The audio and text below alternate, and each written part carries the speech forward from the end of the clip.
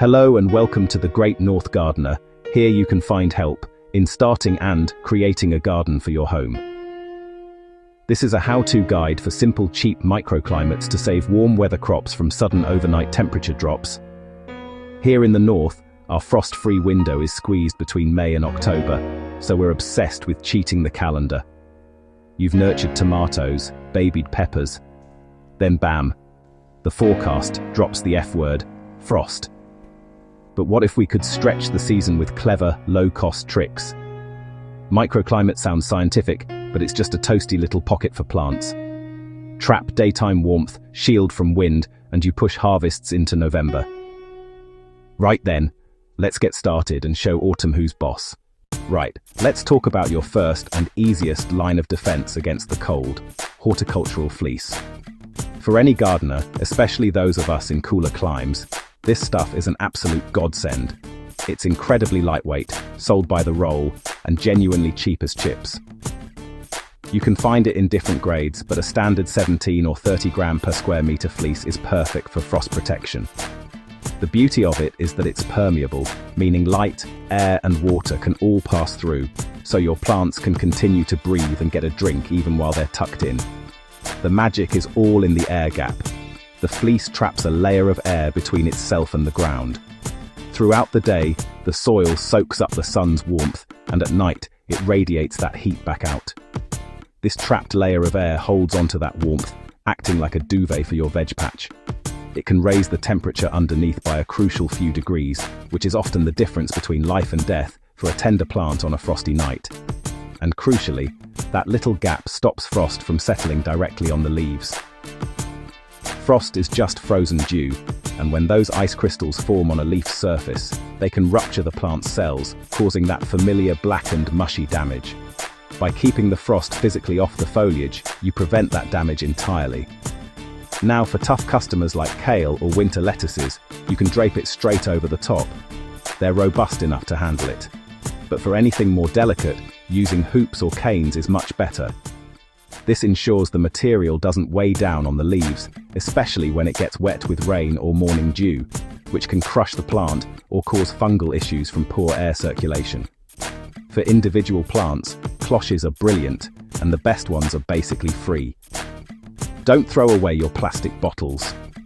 A standard 2-litre bottle is perfect for a young lettuce, but those big 5-litre water containers are fantastic for larger plants like a young courgette or even a bush tomato you're trying to get a head start with. It's simple. Just carefully cut the bottom off the bottle. And here's the crucial bit. Always loosen the cap, or even remove it entirely. This provides essential airflow. Then, just pop it over a young lettuce or a tender herb. A gentle push into the soil will stop it blowing away in a light breeze. Inside its own little greenhouse, a small tomato plant is perfectly protected from frost and buffeting winds. The environment is warm, still and humid. Ideal conditions for getting established. It costs you absolutely nothing, keeps your most vulnerable plants happy, and gives a piece of plastic a second, very useful life in the garden. It's a win-win-win. But what if you want to protect a whole row of carrots or spinach? You just scale up the same idea with a low tunnel, sometimes called a hoop house. You can make the hoops from all sorts.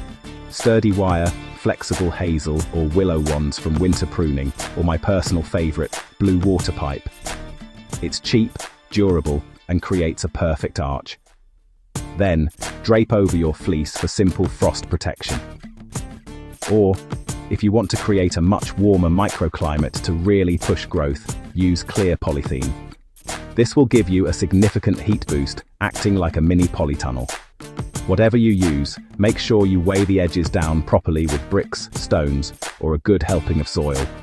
A sudden gust of wind can turn your carefully constructed tunnel into a kite, and you'll find it in your neighbor's garden. And a final, vital tip. You must remember to vent on sunny days. Even in autumn or early spring, the sun can be surprisingly strong. The temperature inside a sealed plastic tunnel can soar, cooking your plants. Simply lift the sides to let the air circulate, and then close it back up in the late afternoon to trap the day's warmth for the night ahead. Ready to level up your gardening game and really stretch out those seasons? A cold frame is a fantastic DIY project that acts like a mini greenhouse, giving you a massive advantage. It's the perfect next step when you're serious about growing more of your own food. So, what is it? At its heart, it's a bottomless box with a sloping, transparent top. Being bottomless is key. It gives your plants direct access to the soil, but with all the protection from the elements above. The slope on the lid isn't just for show. It helps shed rain and, crucially, angles the surface perfectly to catch that low winter sun. You can build one easily from scrap timber. Old pallets or decking offcuts are perfect. And an old window or a sheet of twin-wall polycarbonate. A good starter size is about 1 meter by 60 centimeters. You'll want it about 40 centimeters high at the back, sloping down to 30 at the front. Just screw your 4 sides together, then attach the lid with a couple of hinges at the back and add a handle. It's a satisfying afternoon's work. Its magic lies in how it catches that low autumn sun. The light passes through the top, and the energy is absorbed by the soil and plants, trapping warmth. This gently heats the soil and the air inside, creating a cozy microclimate that can be several degrees warmer than the outside world. Managing it is simple. Close the lid at dusk to store the day's heat overnight. But you must remember to prop it open during the day, even on cool but sunny days. This provides ventilation to prevent your plants from scorching and stops the air getting too humid, which can lead to problems like mildew. A little stick is all you need. It's brilliant for so many things.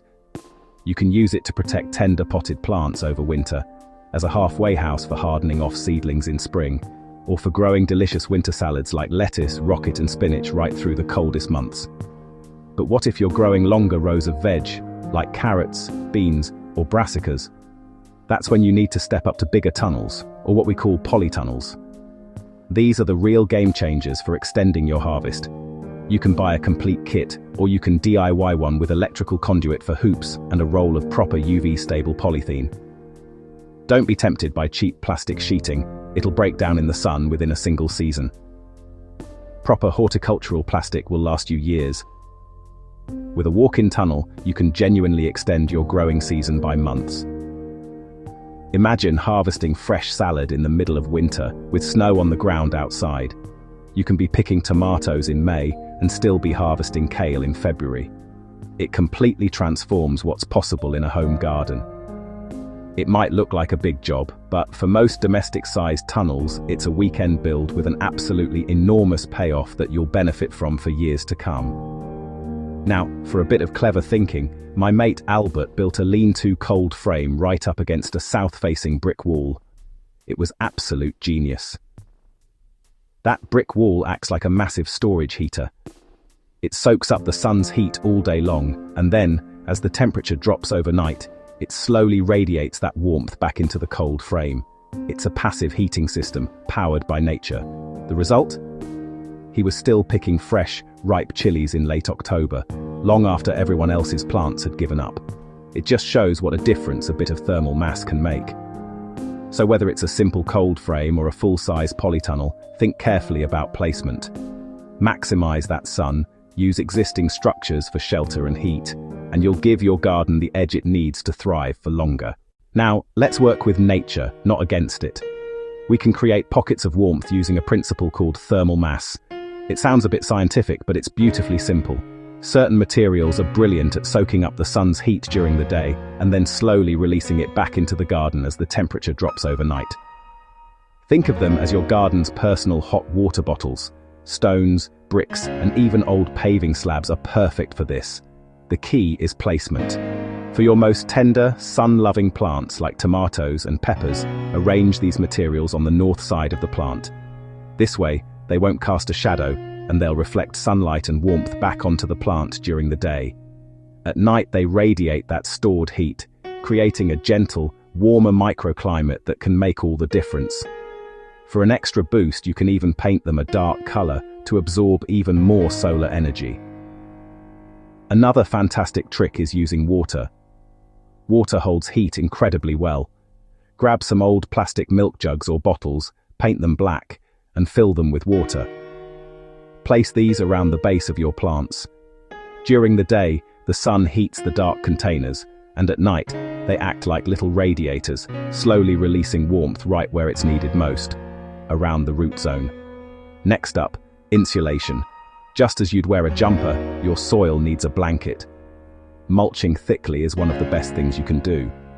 A good layer of organic matter, like straw, chopped leaves, wood chips, or well-rotted compost, insulates the soil, keeping the roots snug and several degrees warmer than the air above. For hardy root vegetables you plan to overwinter, like parsnips, go for a really deep layer, maybe 4 to 6 inches. For leafy greens like kale, a lighter 2 to 3 inch layer is better to prevent the stems from rotting. And the bonus is threefold. This blanket suppresses weeds, locks in precious moisture so you water less, and as it breaks down, it enriches your soil for the season ahead. It's a win-win-win. Don't underestimate the wind. A cold autumn wind can strip heat from your plants and soil in minutes. This is called wind chill, and it can be brutal. The solution is a windbreak. It doesn't need to be a giant wall. A low hedge, a small fence, or even a temporary screen made of burlap on the windward side of your plot. Usually the west or southwest in the UK will do the trick. Aim for something that filters the wind rather than blocking it completely. About 2 to 3 feet high is often enough to create a pocket of calm, warmer air for your beds. Now, let's talk strategy. Work with plants that are naturally tough. Plant hardy allies that actually improve with a touch of cold. Kale, Swiss chard, Brussels sprouts, leeks, and many tough lettuces will shrug off a light frost. In fact, the cold encourages them to convert starches into sugars, making them taste even sweeter. But when the forecast predicts that first hard frost, a proper freeze that will kill tender growth, it's time for action. This is your final call for the summer crops. It's time to harvest big. Go through and pick every single ripe and nearly ripe tomato, pepper, and chili. Don't leave them to face the freeze. Their season is over. The green ones won't go to waste. You can bring them indoors to ripen on a sunny windowsill. Placing a banana nearby will help speed things up. Or embrace a British classic and make a magnificent green tomato chutney. It's the perfect way to preserve that summer flavor. Ultimately, success comes from knowing your own patch. Every garden has its warmer nooks and colder corners. Observe where the sun lingers and where the frost settles first. Use those warmer microclimates by a south-facing wall for your tender crops, and assign the colder, more exposed bits to your hardy winter heroes. Master these simple techniques, and you'll be harvesting fresh food well into November and beyond.